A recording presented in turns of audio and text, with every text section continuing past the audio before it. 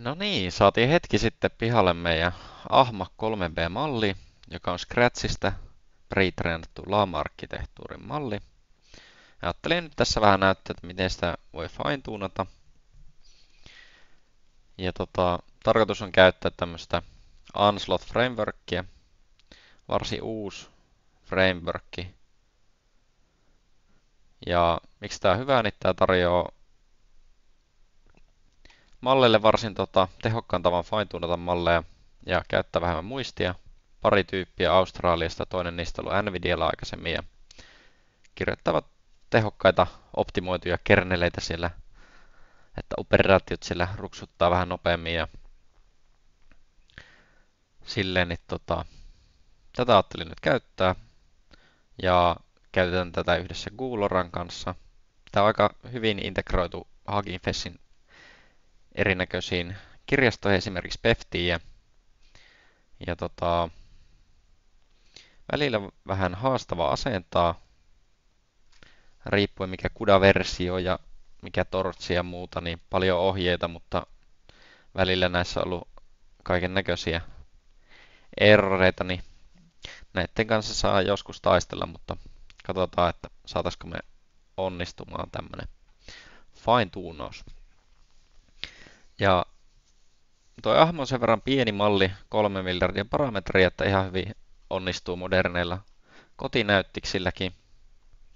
Mutta tässä demonstraatiossa mä aion käyttää Runpodista, ottaa täältä instanssi.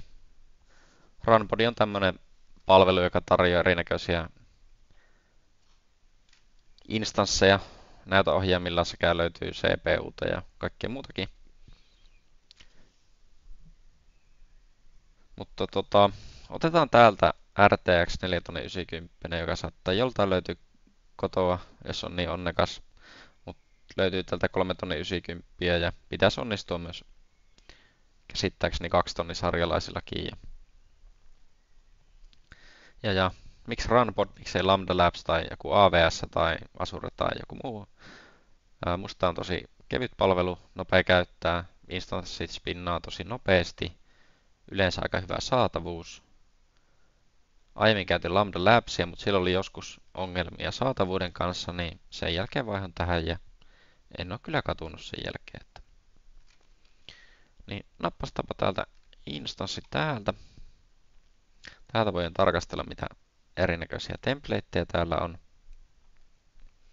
Ja napataan täältä toi uusin tai ainakin toi uudempi CUDA-versio 12.1 ja PyTorch 2.2, vaikkakin me tullaan tässä kyllä vaihtaa PyTorchin versio, niin napataan se. Ja sitten voidaan täältä vähän editoida tätä templatea. Siellä voisi vaihtaa imagea ja laittaa startti-kommandia. Mutta se mitä mä täällä muutan, niin otan tänne vähän isomman diski. Sieltä set overrides ja ei muuta kuin deploy. Tässä ei pitäisi kauaa mennä. Maksimissaan ehkä minuutti menee tässä, kun se spinnailee jotain instanssia. Ja sieltä logit vilisee. Ja hetken päästä pitäisi olla toi connect-painike saatavilla.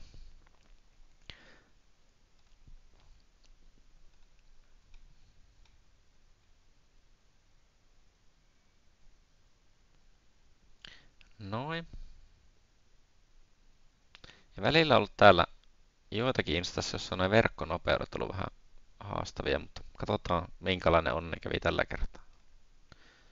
Tuolta connect ja täältä saa Jupyter Labin sitten auki.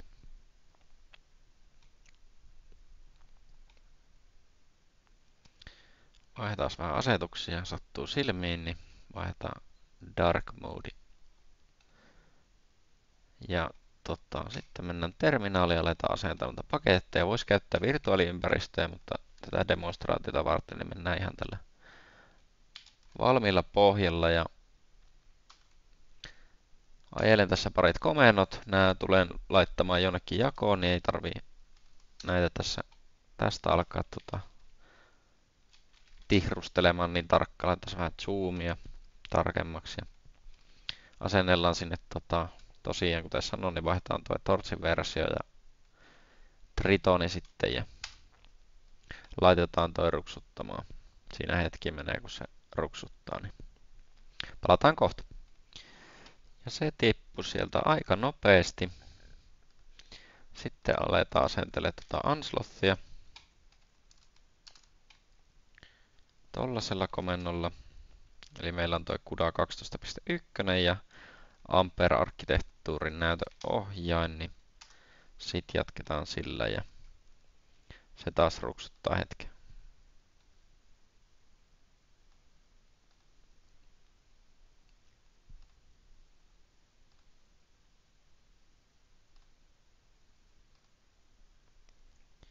No niin, siinä ei kauan mennytkään, sattui sen verran hyvää tuuri tuon verkkonopeuden suhteen tällä kertaa, niin ei tarvinnut kauaa odotella. Sitten aletaan tekemään tuota fine-tunaus notebookia. Tuolta new notebook ja mennään tuolla kernelillä ja sitten laitetaan nimeksi vaikka fine-tune. Laitellaan alkuun vaikka vähän, katsotaan, että mitä versiota meille nyt tuli, niin tuosta katsotaan Torchin versio.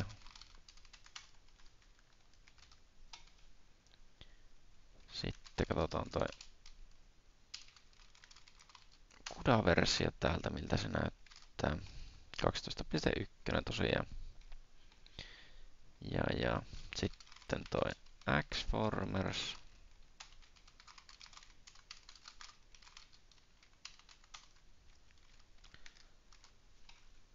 Tollanen versio. Sitten mikä on hyvä tarkistaa on tommonen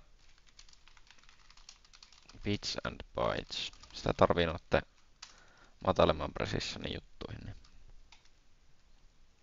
sillä voi jättää tällaisen komennon, niin se katsoo, että menikö onnistuneesti ja näytti, että se on mennyt CUDAn kanssa onnistuneesti.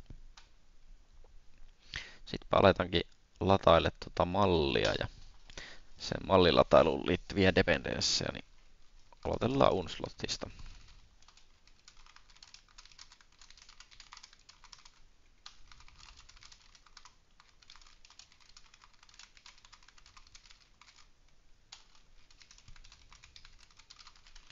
Ja meillä nyt on tuon mallin maksimipituus on tuo 2048 tokeenia, niin määritellään se tossa. Sitten lataillaan vähän matalemmassa precisionissa ja laitellaan tollanen määritys kans. Sitten on revisio, niin mä otan tuosta Notepadista ja samoin myös ton mallin nimen tuolta Hugging Faceista. Sitten kirjoitellaan tuo varsinainen lataus.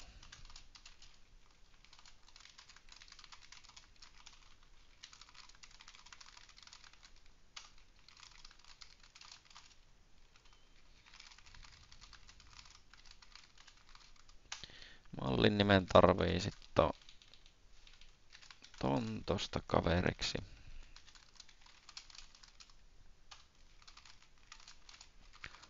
Sitten tohon tulee Torch bfloat 16, kun näyttis tukee sellaista.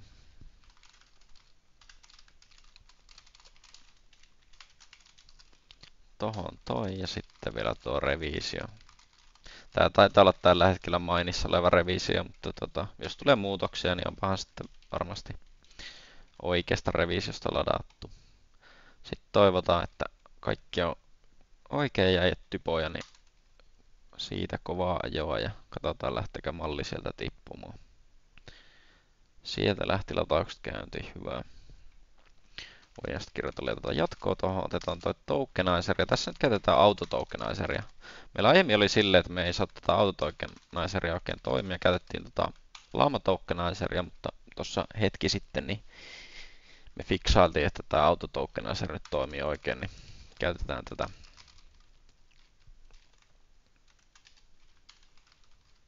Tänne samat määritelmät.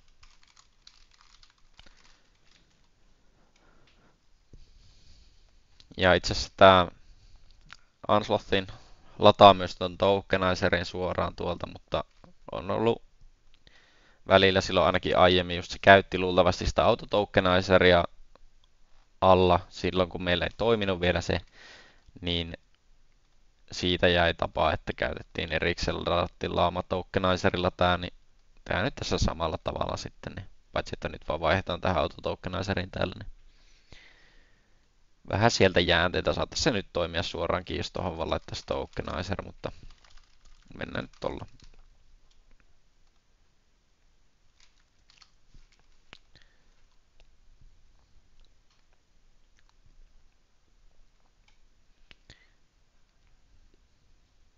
Kuten nähtiin, niin se latasi joku tokenizeri siellä, mutta ladataan sen tässä nyt erikseen.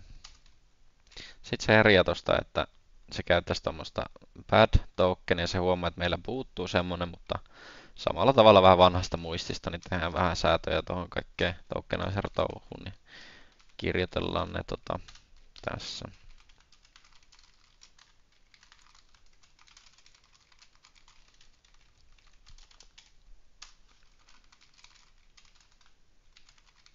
Lisätään sinne tokenizerille tosiaan toi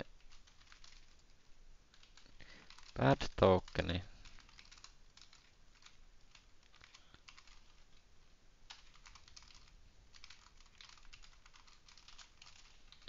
Sitten napataan se tuohon. Sitten laitetaan tähän nyt add-eos tokeni falseksi. Meidän toi menetelmä, miten me tullaan valmistelemaan noita datasetteja, niin se automaattisesti handlaa nuo EOS-tokenin lisäykset, niin voi laittaa tolleen.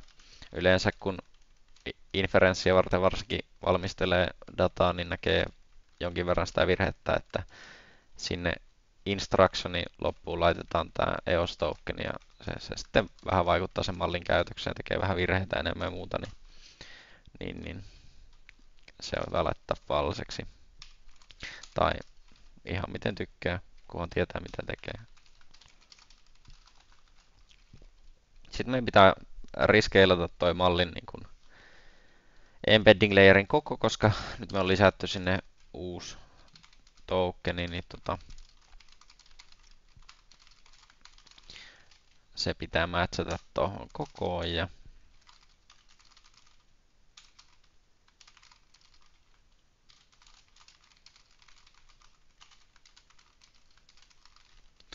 laitellaan tollaset sinne.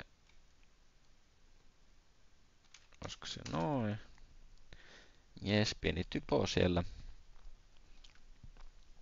Sitten määritellään mallista semmonen LoRa-config tehdään, eli mehän ei fine tätä koko mallia, vaan me käytetään LoRa-menetelmää ja tässä tapauksessa vielä quantized LoRa, QLoRa ja sen sijaan, että fine tästä koko mallia, niin siinä tullaan ikään kuin siihen mallin kylkeen vähän semmoisia treenattavia layereita, jotka yhdessä sen mallin kanssa sitten toimivat ja sitä kautta kun treenataan vähemmän parametreja, niin vähemmän menee muistia treenaukseen, niin pystyy treenaamaan vähemmällä rautamäärällä, vähemmällä VRMillä sun muuta. Aletaan kirjoittaa niitä.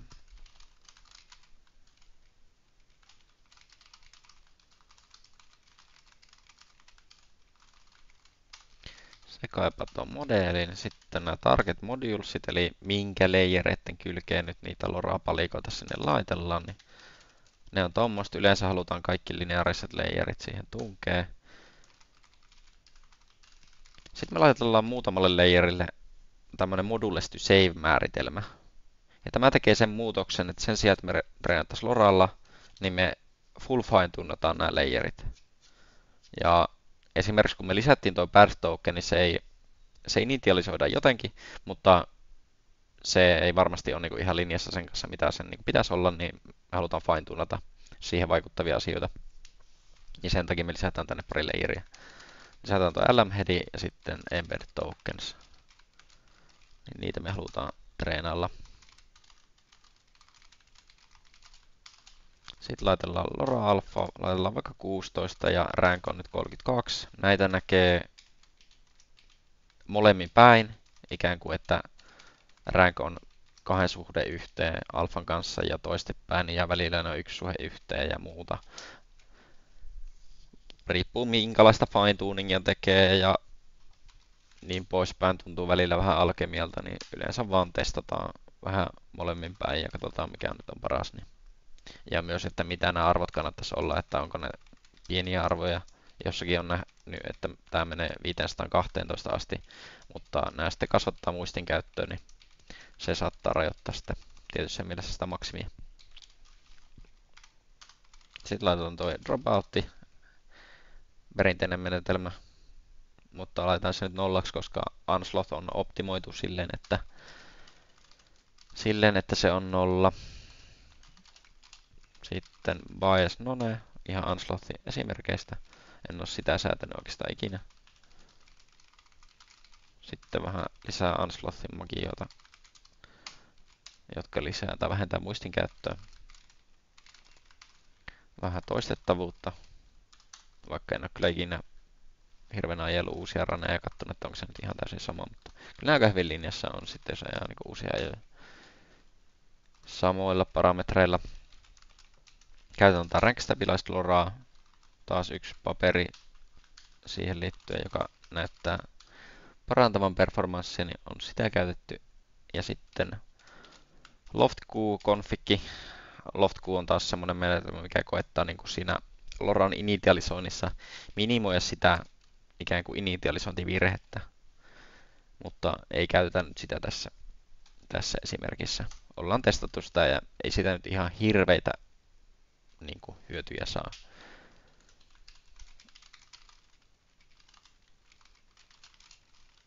Ja toi on se sama meidän arvo sieltä aikaisemmasta. Katsotaan tuliko typoja. Puuttuko tältä joku pilkku. No niin. Laitella se ruksuttaa. Sitten itse pihvi tai mitä me tässä nyt ollaan tekemässä, niin me fine-tuunataan tätä mallia generoimaan otsikoita. Käytetään tämmöistä Hugging Faceista löytyvää datasettia Infloatin multilingualla CC News ja täältä sitten Suomi-osio sitten, niin käytetään sitä.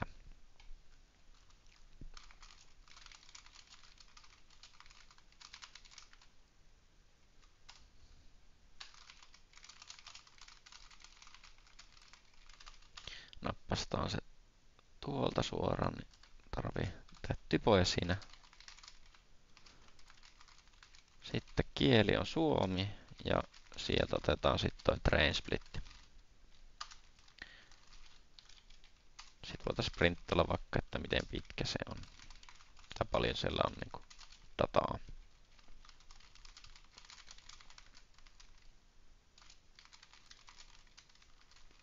Sitten toivottavasti ei tullut hirveänä typoja.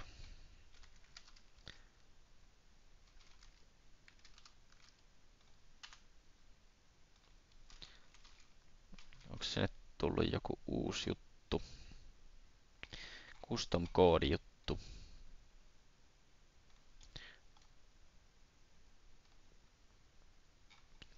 Joo. No. Se on aika luotettava lähde, niin laitetaan jees siihen.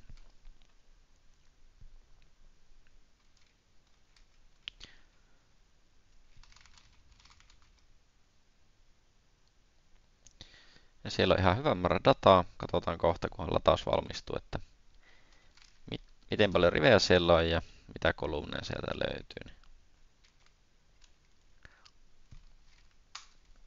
Voi olla, että toi ruksuttaa ja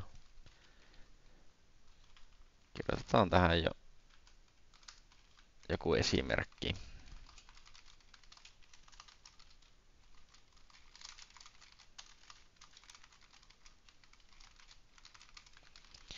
Sen jo tiedä, että siellä on tämmönen tae tullut ja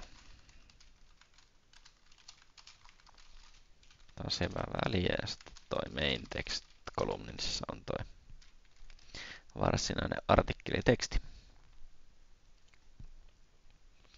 Ja olikohan tässä 1,5 miljoonaa artikkelia, niin voidaan jatkaa tonne seuraavaan. Me ei tarvita tähän fine-tuunausesimerkkiin noin paljon dataa, niin tehdään jos siihen vähän filtteröintiä. Otetaan sieltä 3000 samplea.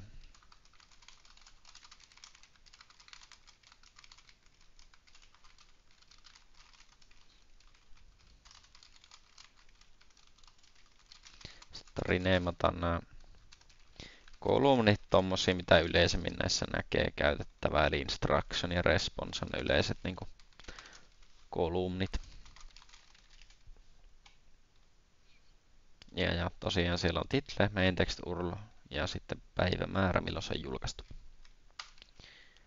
Tuosta voidaan katsoa sitten, miltä se näyttää. Sillä on otsikko ja artikkelin teksti. OK. Ajellaan toikin filtteröinti tosta. Katsotaan, että se onnistuu. Jes, meillä on 3000 riviä dataa. Sitten otan tuolta kopsun tuommoista fukkarista. Se on sen verran pitkä, niin tarvittaessa sitä kirjoitella, mutta mitä tämä nyt varsinaisesti tekee, niin lisätään tuohon tämän main tekstin kaveriksi vähän niin kuin promptia valmistellaan tässä. Annetaan artikkeli. Sen mallin tehtävänä on sitten tuottaa otsikko sen artikkelin perusteella. Sitten sinne tungetaan se artikkeli ja pyydetään luomaan sitten otsikko sen artikkelin perusteella. Laitetaan se ruksuttaa. Voidaan vilastaa tuosta, että miltä se nyt näyttää. Sinne ilmestyy noin meidän ohjeet ja siinä on sitten kylässä se varsinainen artikkeli ja lopussa toi pyyntö sitten, että pyydetään luomaan otsikko tuon artikkelin perusteella.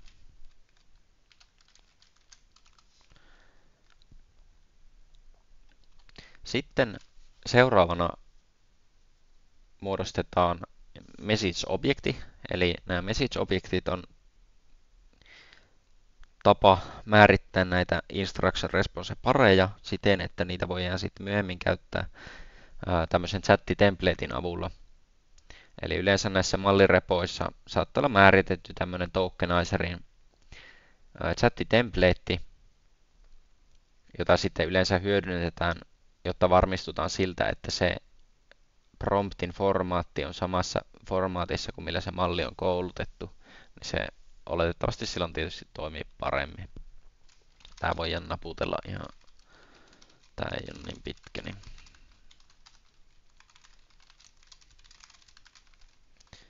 Ja tässä nyt esimerkissä, kun meillä on vain kaksi periaatteessa vuoroa tässä keskustelussa, eli meillä on useri vuoro. Ja sen sisältähän on sitten tuosta toi instruction. Ja sitten otetaan tuosta kopio ja tehdään toiseksi sitten, niin siellä onkin rooli sitten assistant. Ja me toivotaan, että se tuottaisi ton response, eli ton artikkelin mukaisen tiedon vastauksena sieltä.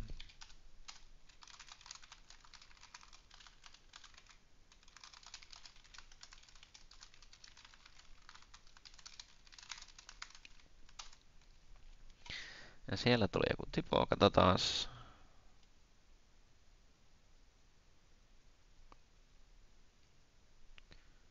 Was never closed. Niin, aivan. Eli nämä pitää olla listamuodossa sitten nämä dictionaryt.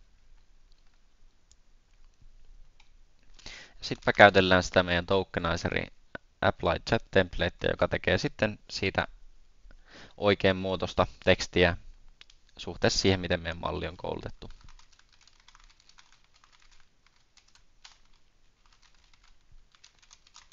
S on se tuohon tekstikolumniin.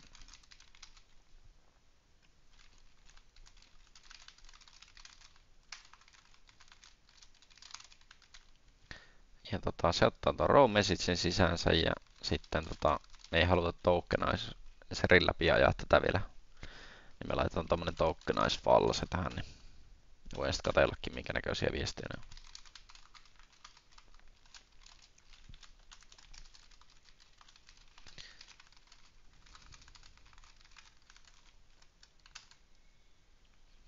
Se meni siitä läpi ja katsotaan sieltä ensimmäinen. Eli tässä oli tämmöinen message ja sitten tänne on jonnekin toivottavasti ilmestynyt se meidän teksti. No eihän se ole ilmestynyt, kun meillä puuttuu tältä returni. Ja sieltä se nyt ilmestyi, niin tänne on sitten ilmestynyt tätä meidän mallin prompti muotoa. Sisältää pienen system promptin ja sitten se myös, kuten aiemmin sanoin, niin täällä oli tämä add EOS token false. Niin tää nyt hanskaa tän senkin, että lisää tänne sitten promptin perään tuon EOS tokenin, joka on tossa. Niin varmistuu tällä siitä, että se on niinku oikeassa muodossa. Helppo käyttää sitten muidenkin tämmöisiä malleja, kun käyttää vaan tätä oikeata formaatteja ja apply chat template juttua, niin toimii sitten. Sitten aletaankin jo kirjoittaa fine-tuunausparametreja sun muuta.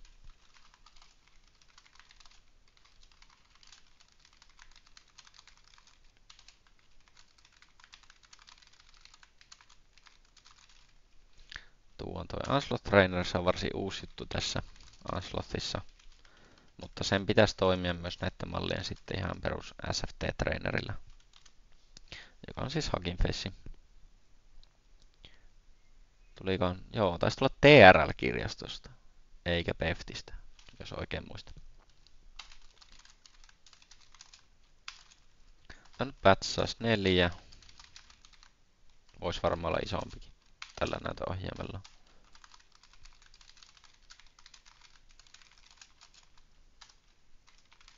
Ajetaan vain yksi epokki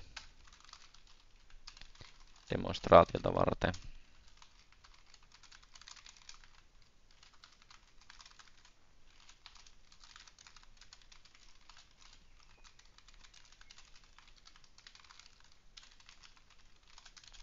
Sitten vähän tämmönen kryptinen määritelmä, mutta tää käytännössä vaan varmistaa sitten se, että meidän toi train stepit vastaa yhtä epokkia.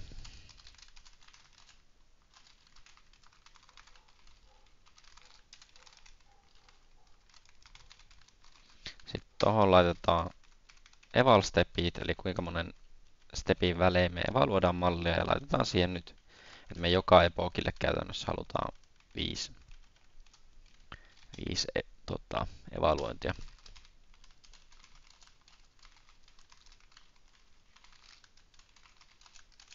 Sitten aika yleinen, mitä käytetään warm-up-steppeinä 0,1 kertaa train stepit. Sitten splitataan tää nyt treeni- ja testisetteihin.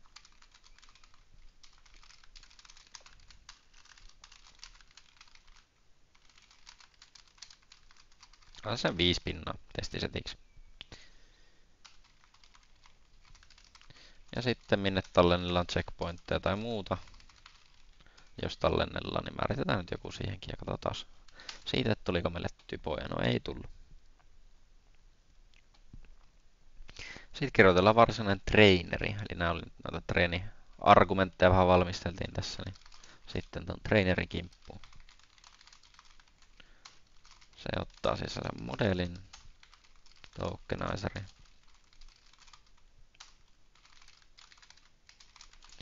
Treenidatasettihan se on. Meillä on splitattu datasetti ja sieltä toi train splitti. Sitten meillä on tuo eval datasetti ja se on sieltä se test splitti. Muistellaanpa pilkut tonne perään. Sitten pitää määrittää toi dataset text field. Tää on nyt defaulttina text yleensä näissä, mutta kirjoitetaan se tuohon, jos haluaa joku vaihtaa sitä, niin tietää, että pitää käyttää tuommoista argumenttia sitten. Sitten max sec length, se on meillä jo tallessa.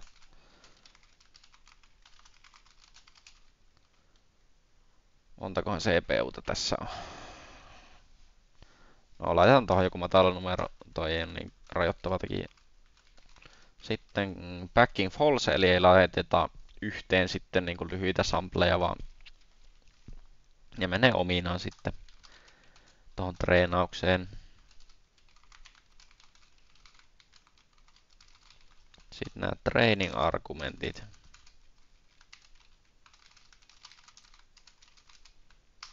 Tohon tulee semmonen batch size. Noin. Sitten määritellään toi eval batch size. Ja tää on semmonen, mihin monet kopsahtaa.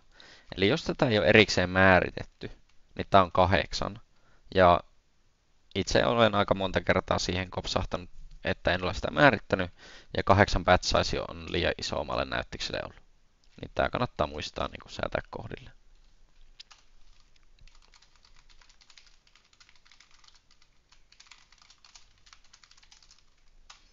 Toi sinne kanssa ja sitten tulee tuo warm up steppi.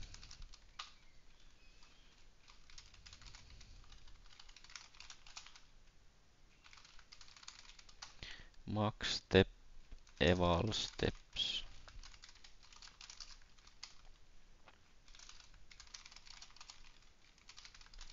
Sitten laitetaan tuo save steps, joka vastaa eval steppia, niin saadaan jokaisesta evaluaatiokerrasta sitten kiinni noin metriikat. Sitten meillä on strategy. Steps.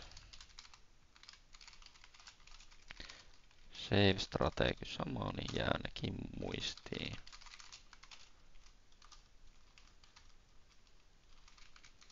Learning rate. Totakin voi joutua säätää jonkin verran, mutta toi on ollut aika hyvä. Joskus näkee tässä vitostakin, mutta mennään nyt tuolla kakkosella. Sitten FP16 false, kun meillä on vähän modernimpi näyttis, niin tai riittävän moderni, niin voin käyttää tätä BF16. Sitten logging steps laitetaan nyt 5. Joo, se on ihan passeli. Sitten käytetään tämmöstä paged-versiota Adam with Weights optimizerista ja siitä vielä 8-bittinen versio, niin säästää vähän muistia. Sitten laitetaan vähän weight-dikeitä, vähän regularisaatiota sinne ja sitten käytetään tätä cosine scheduleria ja siidataan tääkin. Ja sitten vielä viimeinen argumentti output dirri sinne. Alkaisiko siinä olla nyt tää? Katsotaan tuliko typoja.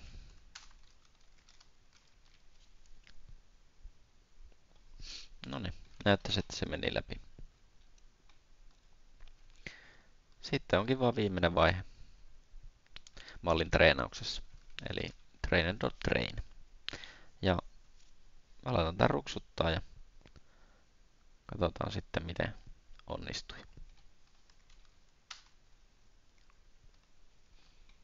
No niin, meidän fine-tunaus on valmistunut ja siinä kesti noin 12 minuuttia. Nähdään, että validation loss kyllä menee koko ajan alaspäin.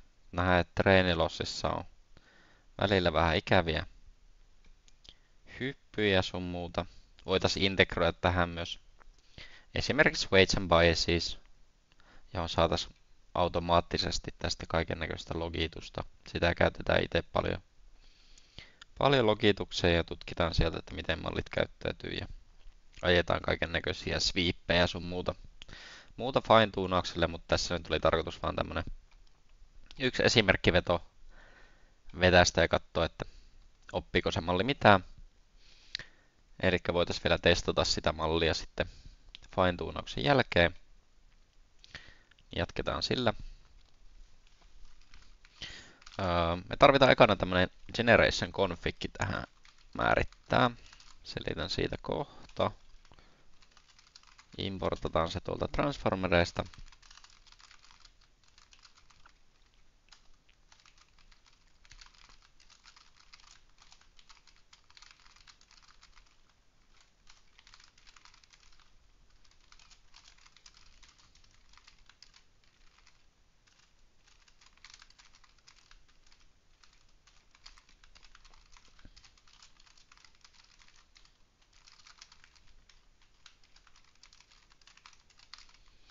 mitä tämä käytännössä tekee, niin tämmöisellä määrittelyllä me saadaan se, että kun malli törmää tuohon eostokeen, niin se lopettaa sitten generoinnin, niin ei jatka siitä eteenpäin. Eli se malli tässä treenauksen aikana oppii toisinaan ja toisinaan ei, mutta yleensä oppii nykyään, kun konfiguraatiot on vaan oikein, niin generoimaan tämä eostoke, niin se loppuu ja siihen päättyy meidän generointi. Niin malli ikään kuin tulkitsee, että se on nyt vastannut ja nyt olisi aika päättää generointi. Tai no, ei se malli mitään päättele, vaan tilastollista päättelyä. Kutsuu sitä millä nimellä. Sitten se varsinainen promptaaminen. Otetaan nyt tuosta meidän testisetistä joku randomi sample.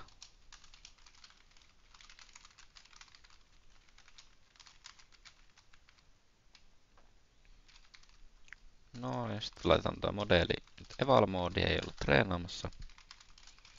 Sitten käytetään tätä samaa apply templatea hyväksi tässä promptin muodostamisessa.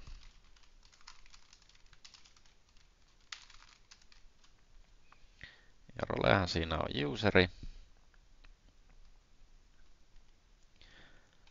Useri ja sitten contentti on sitten toi testistä tehty. Testisamplesta tai valitusta samplesta tehty. Instruction.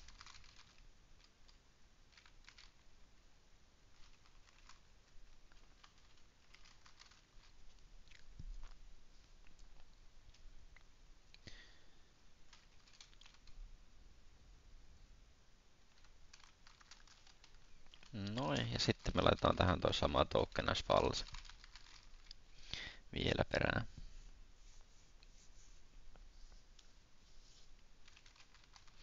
Sitten me suljetaan toi lista ja sitten laitetaan tuon kertaa 1.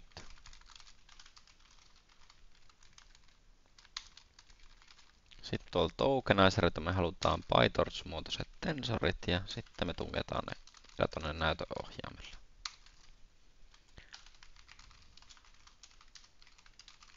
Ja sitten me ajellaan tätä inferenssiä.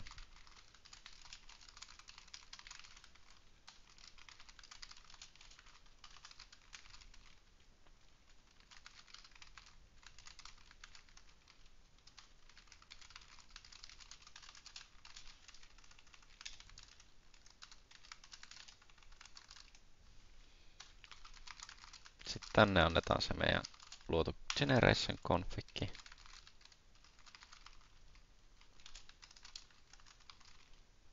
Ja sitten annetaan vähän parametreja, kopsataan ne tuosta nyt. Noin. Näistä ainakin nämä on aika perinteisiä. Kans noin. Tää min p on aika vastaan tullut Hugging Facein saataville, niin voi olla jollekin uusi juttu. Siitä löytyy Hugging Face yhdestä issuesta selitystä, miksi se on hyvä juttu. Ehkä siitä oli myös joku paperikin.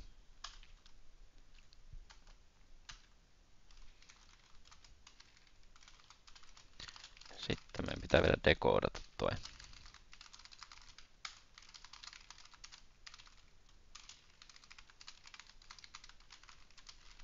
Laitetaan skip spatial tokens falseksi, niin nähdään, että se on generoinut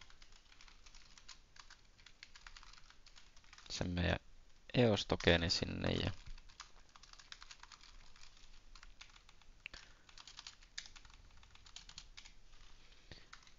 Ja sieltä ensimmäinen, kun meillä nyt ei ole siinä yhtään mitään.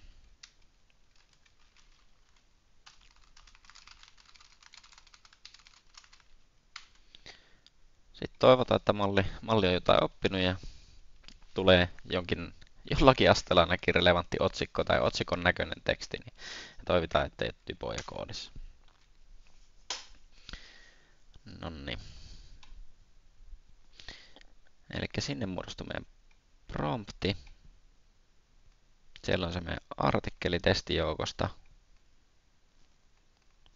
Britannia on virallisesti allekirjoittanut sopimuksen Hinkley Pointin ydinvoimalan rakentamisesta.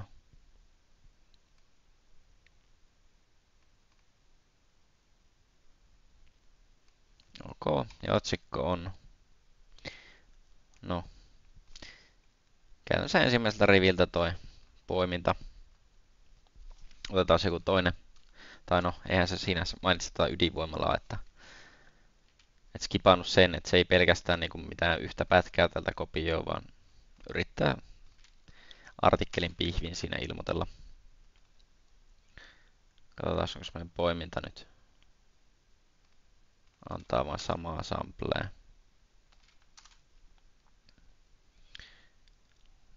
No, syötetään siihen nyt.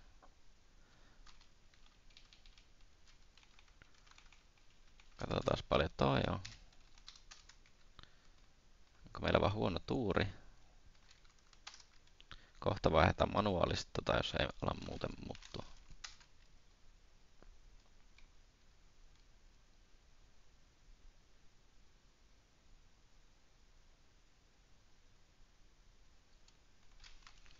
Täällä jotain verettä, luultavasti.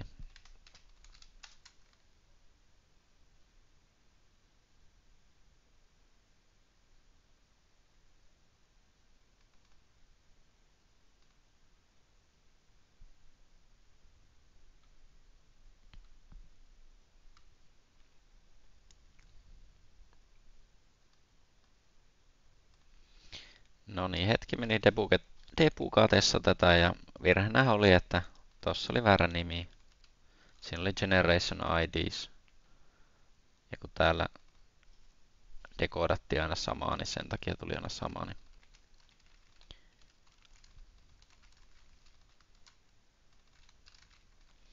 kokeillaan uusiksi ja laitetaan tonne nyt takas toi i. Ja näköjään huomata, että osassa aineistoa toi artikkeli on nyt tyhjä, niin olisi voitu filtteröidä myös tuota dataa vähän paremmin. Laittaa vaikka, että se artikkelin pituus pitää olla vähintään x sanaa tai ei saa olla tyhjä, niin vähän parempaa filtteröintiä jos on käyttö, niin katsotaan nyt muutama vielä lisää. No, siinä on aika suoraan sanottu, mitä on tapahtunut.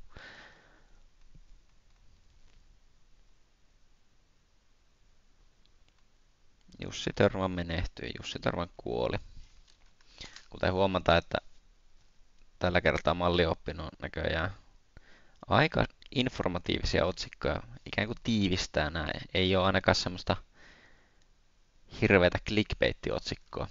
Tähän voi tietysti vaikuttaa sillä, että valitsee sieltä aineistosta, koettaa ehkä luokitella jotenkin, että mitkä on minkäkin tyylisiä, voi olla informatiivisia, clickbait-otsikkoja, kaiken näköisiä.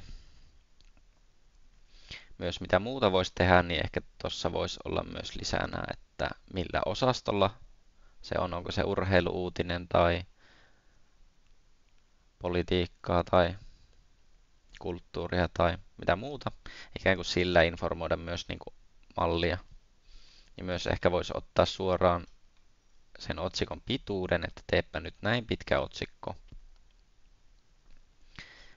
siihen suoraan siihen ohjeeseen, jolloin toivoisi, että malli oppii ikään kuin sen, että miten pitkiä otsikoita pitää generoida tai onko informatiivinen otsikko tai tämmöinen vähän clickbait-otsikko.